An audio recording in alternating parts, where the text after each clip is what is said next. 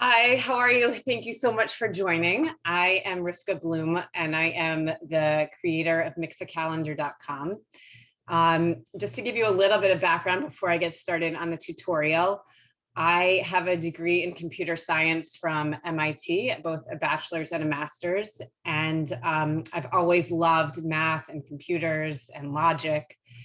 And I was newly married in my first year of marriage, and we had invited over an older couple. They had become religious later in life. They were about 39 years old. They had just gotten married. And I was in the kitchen with the wife, and the husband was at the Shabbos table with my husband. And the wife said to me, I really want to keep the laws of Tzaras HaMishpacha. I want to keep the laws of mikvah. But they're so confusing. I wish there was just a calculator where I could punch in my date and it would tell me what to do. And then I would be able to keep these laws properly. And when she said that, it kind of stunned me because I thought to myself, this is something that I could do. I can make a calculator that a person can put in their start of menstruation, their start of their flow, and it can remind them what to do, all of their important dates and times. So that is how mikvahcalendar.com got started. To tell you my goals, it was very important that every single Jewish woman be able to use it, regardless of Shita. So if she is Litvish or Hasidish or Chabad or Modern Orthodox, everybody should be able to choose their Shita and calculate according to their Rav.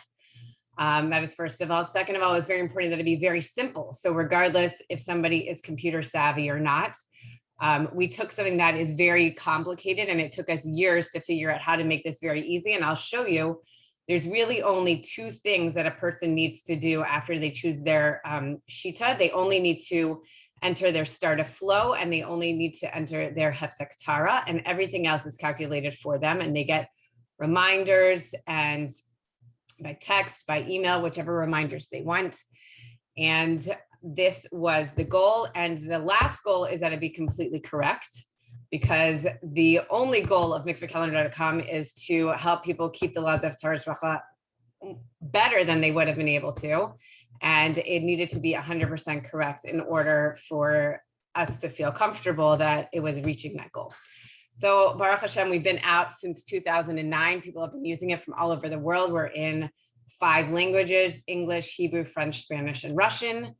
And we have all sorts of people, all types of women from all languages, and men. About 25% of our users are actually men, who I guess are in charge of this part of the calculations. And we have Rabbanim, we have Rebbitzins, we have college teachers, and thank God it is correct. So I'm going to share my screen with you. I'm going to take you through the features. If you have any questions, please unmute yourself, and because I won't be able to see you because I'm going to be looking at a different screen. So if you feel the need to interrupt me, please do. Otherwise, I will pause for questions. Okay. I hope everybody can see my screen. If you cannot, please let me know. This is the website for mikvahcalendar.com. I'm showing this to you on my computer because it's easier for you to see. It's obviously a bigger screen and I can show you all the features in a much more visual way. I do want to let you know we have an app on Android and iPhone called mikvahcalendar.com, and it has all of the same features. The only difference is that it's a much smaller screen. It has the same calculations. It uses the same database. You can log into either the computer or the app, and you can switch back and forth, just like you can with Gmail. The only thing is that on the app, because it's smaller, sometimes we've split up and put onto different screens the features that maybe on the website you could see on one screen. So this is the website. You could go down. We redesigned it about 6 months ago. It calculates all the dates and times. It sends email and SMS reminders. Ashkenaz, Sephardic, Chabad, and Hasidic customs. We have Ask the Rabbi, and we also have right now Ask Your Rabbi. So you can put in your rabbi's email address or your Rebbitzins email address or your college teacher's email address and send your entire history directly to them to ask them your question. intuitive design, proven accuracy, and you can keep going down and check out all the different features that we have. And I will come back to that after. The first thing that I want to show you is the actual calendar. So in order to get into the actual calendar, you have to either create an account, which again, you can log into either on the app or on the website. I am going to be logging into my teaching account. And what is a teaching account? A teaching account is an account that resets itself each time you log in. So even though I've used this before, now I'm just logging in new at this time, and you see that my entire calendar is blank. So each of you can also create, in addition to a personal account, if you have one, you can also create a teaching account. I recommend that if you do this, you make your teaching account, you write the word teaching or kala or something afterwards so that you know the difference between your personal account and your teaching account, and you log into the teaching account when you're actually teaching a kala. I will show you at the end how to make a teaching account that resets each time. But for now, what I want to show you is how I would take a kala through setting this up. So first of all, you can help her create her own account. The first thing that she or you are going to have to do is choose a location. Why is a location important? Because mikvahcalendar.com calculates your Ona and your Hebrew date according to the location that you're at. So for example, in Hollywood, the sunrise and sunset time are different than the sunrise and sunset time in New York or in Hong Kong or in Tel Aviv. So you have to choose the right location in order to get the right sunrise and sunset times to be able to calculate your Ona and your Hebrew date correctly, because all this is done automatically. You can also put in a zip code if you're in the United States. You just have to put in whatever zip code you're at. Or you could put in a custom latitude and longitude anywhere in the world. Let's say you're going to some random place in Alaska that for a week, you can put that in also, or you can email us and we can put in the location for you. Okay, so let's say right now I'm choosing my location. I am in Toronto, Canada. I press submit. The next thing that I'm going to have to pick, which again, the first time you log in, I've already logged in before. That's why it's not taking me automatically. But the first time your kala is going to log in or you're going to log in, the next thing you're going to have to pick is your rabbinic option.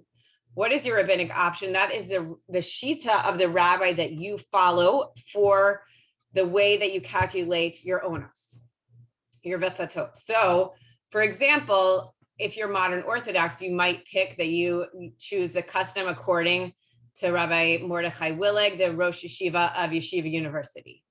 If you are more Litvish, you might choose to calculate according to the custom of Rabbi Benjamin Forst from Far Rockaway.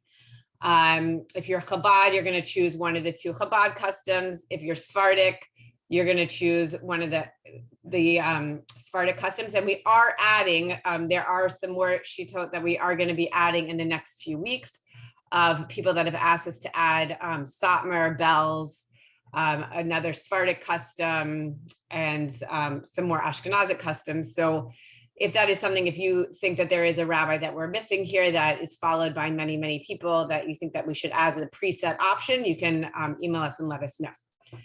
Okay, now let's say that your rabbi is not on this list of people and you want to take your options to your rabbi. You can actually customize exactly according to your rabbi and know exactly how you're calculating. So what are the options that we offer? Do we calculate with the Or Zarua, yes or no? Now, I'm not going to go into all of these right now. If this is not something that you're familiar with, you probably do not calculate using the Or Zarua. So if this is something, then it's probably something that you are more familiar with. But do you calculate using the Or Zarua? Do you make your Hefsek Tara no earlier than the 4th day or the 5th day? So some Sfardim, they only need to wait 4 days before they can make their earliest Hefsek Tara. So those Sfardim would choose that they only need to wait 4 days. Average cycle, this is at Ona Beinunis. Do I only keep the 30th day or do I keep the 30th and 31st day? The length of the Ona Beinunis, some customs are to keep one Ona for this, and some customs are to keep an entire full Hebrew day. The monthly cycle, the Yom HaChodesh, for a 30-day and a 29-day month. So let's say this month you got your period on the 30th day of the Hebrew month, and next month there's only 29 days in the Hebrew month.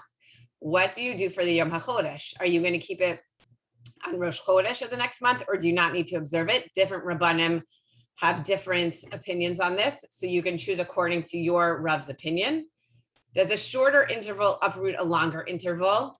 So what does this mean? Let's say you have an interval of, the interval between two of your periods was 45 days, okay? And then the next interval between two of your periods was 40 days. Now, some Rabbanim hold that because you were never able to get up to that 45-day interval and make a bedika and make sure that you were not bleeding, you're gonna have to carry over that 45-day interval as well. And the next month, you're gonna have to observe 2 Vesed HaFlagos. So will I need to carry that over? Some Rabbanim say, no, you do not need to carry that over. And some Rabbanim say, yes, you do need to carry this over. Then in a similar frame, the monthly cycle, the Yom HaChodesh, do I need to carry over if not past impurity? So let's say I got my period on the 6th of the month, and next month I get my period on the 5th of the month. So the month after, would I need to observe for my Yom HaChodesh just the 5th of the month, or the 5th and the 6th of the month? Again, there's differing of opinions, and we can calculate exactly according to how your Rav calculates. And then for the interval counting for the Vesed HaFlaga, the Chabad custom is to calculate the number of half days, the number of onas from 1 hefsek to the beginning of a next flow. And everybody else calculates the number of days from the beginning of one flow to the beginning of a next. So again, you can choose your custom. So the reason that we have these presets, as you can see, this is very confusing for many people to choose their custom if they were to actually customize everything themselves. So we do have these presets. And again, if you think that we're missing a preset option that is very popular, please let us know. We have just added this question mark over here that if you want to find out more about how we are calculating, you can come over here.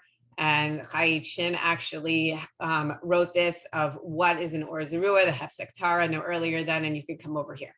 So that is the most complicated part of mikvehcalendar.com, is choosing your rabbinic option. After you do that, everything is very easy. The reminders, you could choose what do you want reminders for. The Hefsek Tara, the examination for 7 white days. That's a Sheva Nekiim. Do you want it for the afternoon as well? Mikveh night, your anticipated flows, and your estimated ovulation. You can get email reminders, and you can get text reminders for you and your husband's phone, or just your phone. Anywhere in the world, you can get these text reminders, and you can choose the language that you want to get the reminders in. You can also choose to receive reminders only by text message. This is another feature that we just added. It used to be that you would always definitely get your email, and if you wanted to get text, but now there are many people that want to get just text, so they can choose to get the reminders just via text. Okay, now we are going to go to the calendar. Does anybody have any questions about the settings before we get to the calendar? I have a question. Could you just have email and not text? Yeah, so if you don't enter your email address, then we're only going to send to your email. No, so I mean, if you don't enter your cell phone. Okay, right, because some people's kids see their phones or whatever they might not want. Okay, right, so then you wouldn't enter your cell phone information, and you would just get the email. Okay, also one other question about the location. If you go on vacation and you switch your location, it just switches it for like the day you switch it, like because last month where you got your period still needs to right, it wouldn't switch. It's not going to switch what happened in the past. It's going to switch what's happening in the future. So then when you go back off, come back home, then you would switch your location again. Thanks. Okay, so now we're going to go to the calendar page. Now, this is a very important instruction. You have to enter your flows in chronological order. Why are we making you enter your flows in chronological order? This is the easiest way that we could figure out that now you only need 2 instructions. So please, when you're showing your kala or when you're doing it yourself, don't enter a future flow and then try and go back a few months and enter a previous flow. Enter the previous flow first, and then go and move forward and enter your newer flows. Now, this is the date that's today. It is in gray over here. That's why it is in gray. And you see this over here are the instructions. There's only 2 instructions. So once you choose your rabbinic options, it's super easy. The only thing you need to do is click on a new flow. So the first instruction is click on a flow. So let's say I got my period on the 10th of November, which is the 6th of Kislev. I am going to click on my flow start. Now, remember, I chose the location Toronto. In this location, my sunrise time was 7:05 a.m. and my sunset time is 4:57 p.m. I don't have to know that. I'm just showing you as the user so that you see how everything's calculated, because we want everything to be transparent. But again, this is not something that you need to take into consideration. We're just showing you how we are calculating the ONA and the Hebrew dates. What you need to know is what time you saw the blood.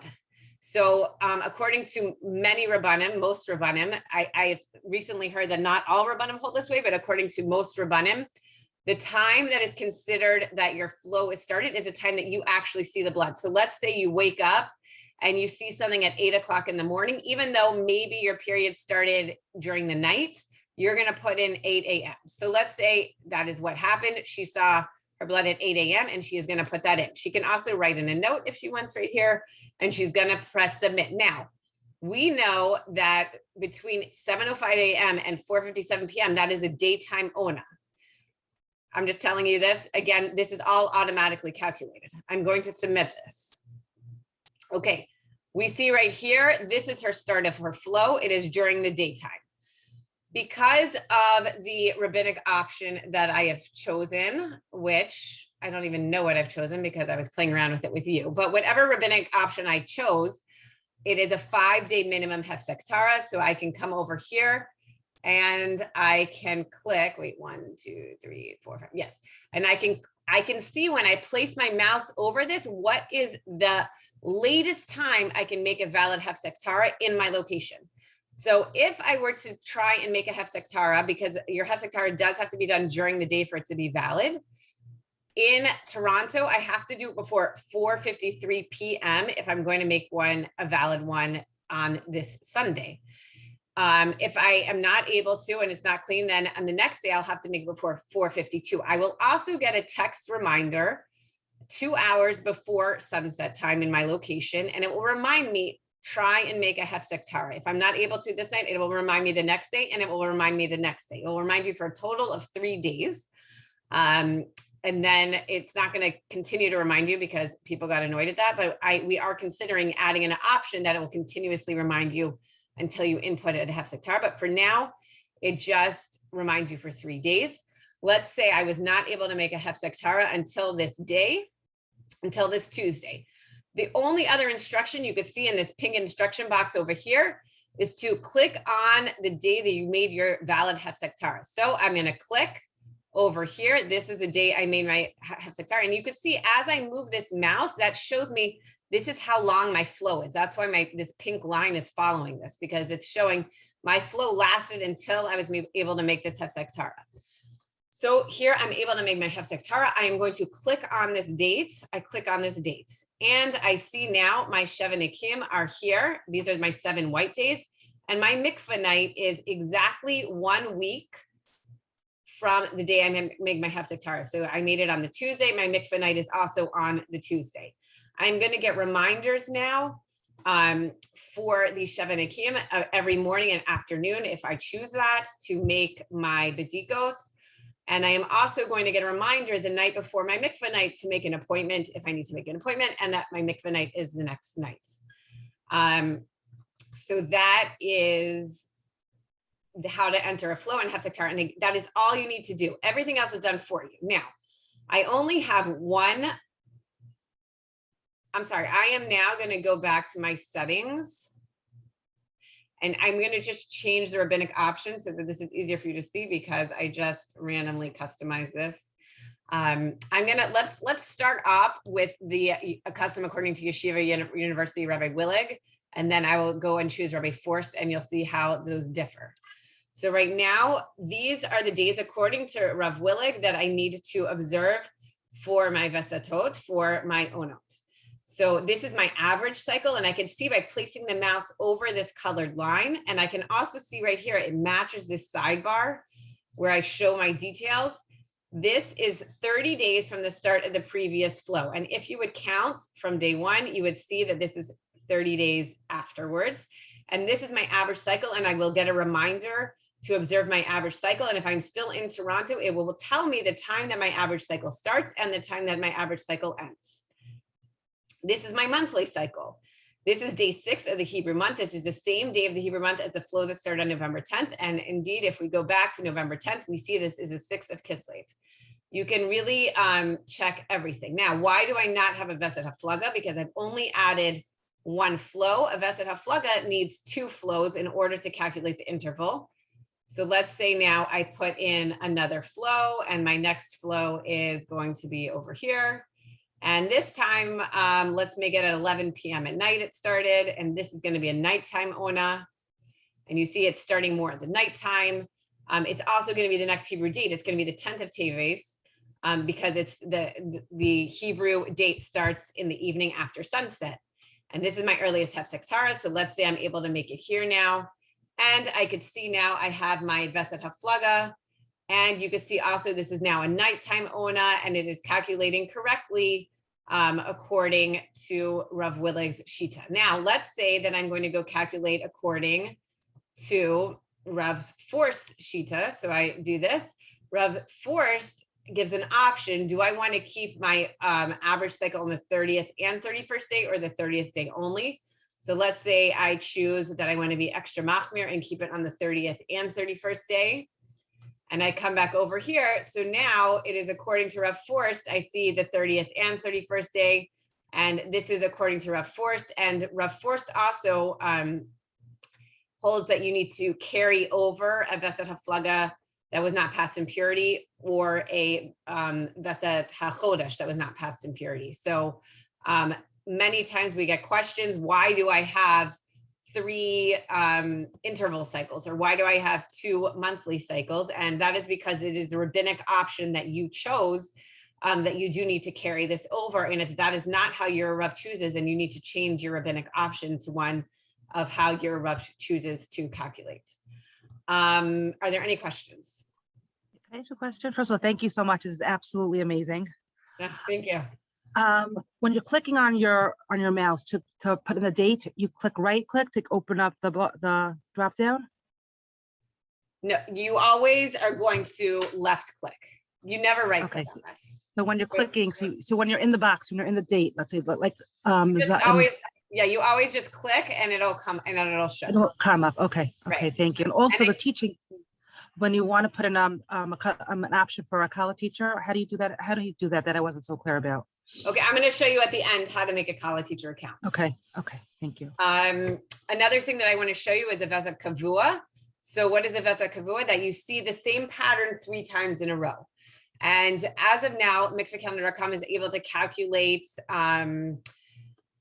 the Vesed HaChodesh and the Vesed HaFlaga of Kavua. And we are working together with many Rabbanim to calculate very like a Vesed HaSirog and different increasing and decreasing intervals. But as of now, this is what we are calculating. And so let's say right here, this is a 10th of Teves that I now got a flow. So I'm going to, let's say, put it in over here, 1, 2, and then I'm going to put another one over here. And I have a pop-up that shows alert, new pattern. This means Kavua. A monthly pattern for night 10 of the Hebrew month has been established on February 11th of 2022. This pattern has occurred 3 times in a row. So do I want to accept that I now have a Kavua, or do I want to decline this? So the reason that you might want to decline this is some Rabbanim hold that if you've just given birth and you're within your first 24 months of giving birth, you do not establish a Vesed Kavua. Other Rabbanim do not agree with this. So again, this is something that you might want to ask a Rav, do I accept it or not accept it? But definitely if you are not within 24 months of giving birth and you have some sort of Kavua, you would accept it. And you will see now I have a Kavua for night 10, and I will add a Hefsek here. And let's see, I'm going to go to the next month, and I now only am going to keep my Kavua. And let's say next month I have a flow that does not occur on the same pattern on the kavua. I am now everything again is calculated for me correctly. So I now am supposed to keep the kavua as well as the Yom HaChodesh and the Veset HaFlaga. And this everybody finds very, very complicated of when you're getting out of a kavua and when a kavua is dormant and then becomes active again. And we actually spent years just calculating kavua, and thank God it calculates correctly. And we were very, very excited when we had tested this, and it was all correct. So Can I now, ask a question about that? sure. Just out of curiosity, how often do you actually find that like a percentage of your users have a Vesa Kavua? So there are actually quite a number of them. It is obviously more rare, but there are times where you just happen to have a Vesa Kavua or of either the month, the day of the month or of your interval. And those people are required to then observe the kavua. And then if it becomes dormant, they have to then. Right. No, I know what it means. I was just kind of curious how often. I mean, it does happen. It's not that it does happen. We have many people that have emailed us questions about it. And yeah. Again, it is more rare, but some people, we even had a very well-known college teacher that was shocked because she had never had a kavua before, and this gave her an alert to have a kavua, and she looked back and she's like, oh my goodness, I do actually have one now. So yeah. Okay. So what if you make a mistake? What if you put in a date? Okay. And that's a really good question. So just like you put everything in chronological order, you can delete it in reverse chronological order. So you see that there is an X here and an X here. You would just click it and then you would delete it. And then you can go back and you can delete the one before that. And then you can re-enter the correct one. You see, so now the kavua is gone because you don't have that anymore. So that's how you would delete that. Another thing that I want to show you is that we have a spreadsheet view of your entire history. So you can look here for very infrequently occurring patterns that a computer might not pick up on, or you can look here you can print it out. You can email yourself your entire history so that you have everything in your records. You could print it out and you could take it to your doctor if you have any questions about anything. So everything is in a spreadsheet form. We also have your history in this form. And we also have, when you entered your start of flow, you were able to add a note. So we also have, these are the comments that you've added at your start of flow. So maybe you're going to say, I had a headache during this period, or whatever you're going to put here. You'll see your notes, and you can print out your notes as well. So that is in all flows. We have a mikvah preparation checklist that you can come and this is on the app as well. You can just quickly go through it. You make sure your teeth, you brush, you floss. We try to make this as simple as possible with as little words as possible, so that again, for any woman, they could just come through and it won't be overwhelming, and they can just go through and prepare for the mikvah. And that is what I wanted to show you here. And now I want to take you, I wanted to show you how to use the Chassan and Kala teacher account. So the Chassan and Kala teacher account is, you cannot get it on the app. You can use the app for it once you've gotten it, but when you register for it, you have to do it from the website. So you would go to mikvahcalendar.com, and in features, you would go to Kala and Chassan teacher accounts, and you would put in your information here. And that is how, again, I would recommend for your username, sorry, this turned into Hebrew, for your username, I would recommend you putting in something so that you remember for yourself that is your teaching account. I would even use the same username as you have here for your personal account, so that it's easier for you to remember, because many people get very confused of what their usernames are. The next thing that I want to show you is a grant membership. So what is a grant membership? We do have to charge for mikvahcalendar.com. It's for the first 2 months, it's free, and then it's $26 a year, because the text and all the maintenance and the translations and all the people we have working for us, it costs money. However, we do not want any financial reason to be a hindrance for anybody to be able to use mikvahcalendar.com. So what we have is a membership giving circle. And there are people that they want to make sure they have the schus of helping other people keep Taras Mishpacha properly. So they've given a grant, and so you can take a grant if you want to take a grant. So anybody that wants, when they go to their membership setting, I'll show you over here. So if this person wants to, okay, so this person doesn't need to renew it, but this person can say, I want to use a grant, and it'll take one of the grants currently available away, and it'll add it to the grants already distributed. So thank God this is working out really, really nicely, because a lot of people are honored to be able to give this grant, and other people need the grant. So that is really beautiful. And I'm trying to think if there's anything else that I missed. I do want to show you, I'm just going to take you over here to show you the format of the app. Okay, no, that is not it. Sorry, mikvahcalendar.com. Okay, if you were to go to the app, I'm just going to shrink this because to show you what it would look like on the app. So the app is going to look, it's in a different format, but again, it uses the same database and the same methods of calculation. Everything is still here.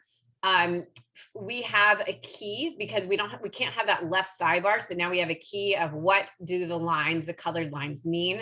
The pink line is the cycle dates. This is the Ona Beinon, it's the average cycle, and so on.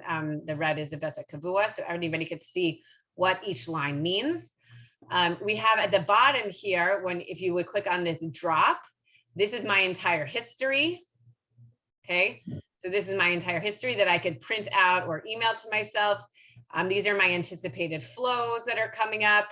So again, before things were on the sidebar, but now it is, it has to be in a separate section because the screen is so small.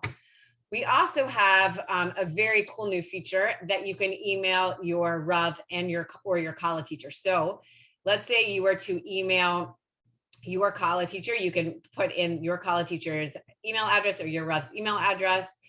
You could send your content, and you can attach your entire history and send it and say, in this case, do I need to keep my Vesa Kavua, or whatever you want to ask, or I forgot to make a Bedika, can I still continue with my 7 white days, or whatever it is that you want to ask.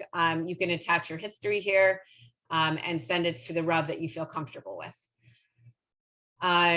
Over here, here's our mikvah preparation checklist, again, which is very easy for a person to just go down. And then we also have Orthodox resources for women, for families that can help them. So is somebody having infertility problems? Which resources do we have for that? Is somebody experiencing pregnancy loss? Is somebody have an unplanned pregnancy? Does somebody need crisis intervention or mental health support, or experiencing postpartum depression or eating disorders? Thank God, like, we have the most unbelievable resources for our community, and everybody should know what they are. There's this links in Shlomi's Club if somebody has experienced a loss of a parent. I mean, this is the most amazing organization, and everybody should be aware of the different organizations that they can receive help from.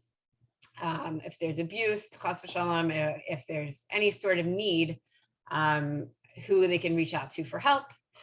And that is it. I'm going to stop sharing my screen right now. And if anybody has any questions, please let me know.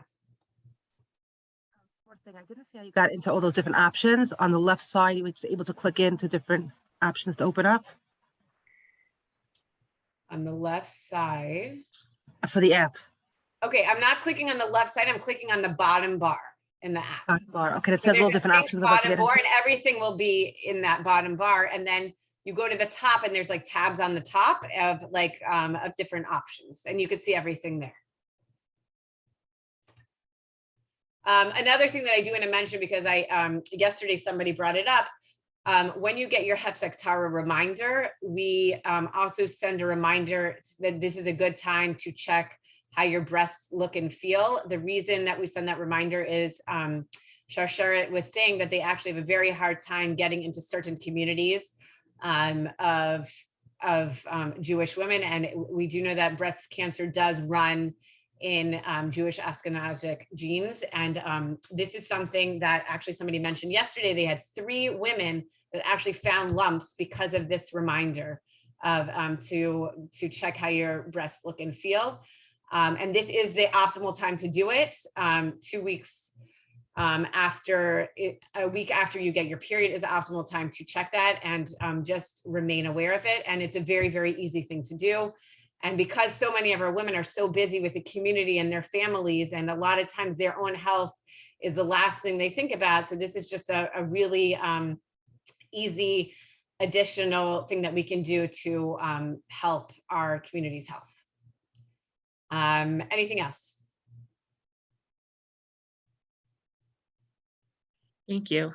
Okay, you're welcome. If you have any questions, you can email, or you have my WhatsApp information, and I'm happy to help.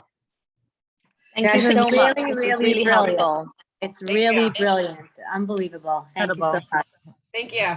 Thank you. Take care. Thank you. All right. Take Bye-bye. care. Bye-bye. Let's go, Messos.